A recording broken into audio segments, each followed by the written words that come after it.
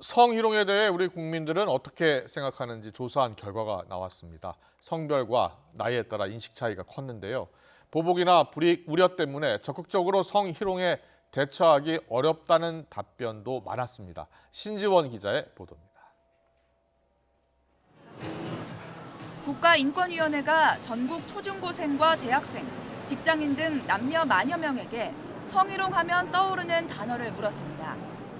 신체 접촉이나 성적 언어 등 직접적이고 구체적 행위에 관한 표현이 많이 나온 단어 상위 30개 가운데 절반 이상을 차지했습니다. 또 성추행, 성폭행 등 성폭력 범죄에 해당하는 단어도 26% 포함됐습니다.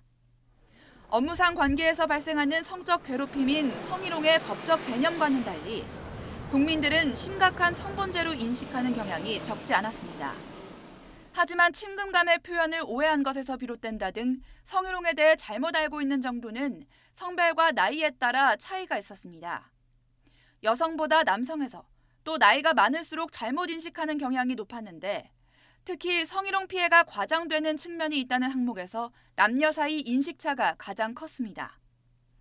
최근 3년 사이 성희롱 피해를 겪은 적이 있는지 묻는 질문에는 4명 가운데 1명꼴로 1년에 한두 차례 겪었다고 답했는데 이 가운데 여성의 비율이 41.6%로 남성 12.4%보다 훨씬 높았습니다. 성희롱에 대처하는 방식은 불쾌하다는 표정과 행동으로 중단을 요구한다는 응답이 70%를 넘었고 모르는 척하거나 슬쩍 피한다도 30% 이상이었습니다. 전반적으로 적극적인 대처를 못한다는 건데 보복 또는 불이익이 우려돼서 또 실질적 처벌이 이뤄질 것 같지 않아서라는 응답이 많았습니다.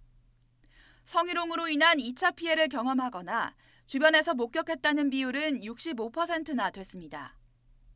피해자의 품행을 문제 삼거나 비난하는 행위, 피해자를 고립시키거나 불이익을 주는 행위들이 줄을 이뤘습니다. 인권위는 행위자에 대한 공정한 처벌과 2차 피해 방지 등이 성희롱 예방을 위해 시급하다고 꼽은 국민이 많았다며 성별, 연령별 예방 교육과 성희롱 인식 격차 해소 방안이 필요하다고 지적했습니다. YTN 신지원입니다.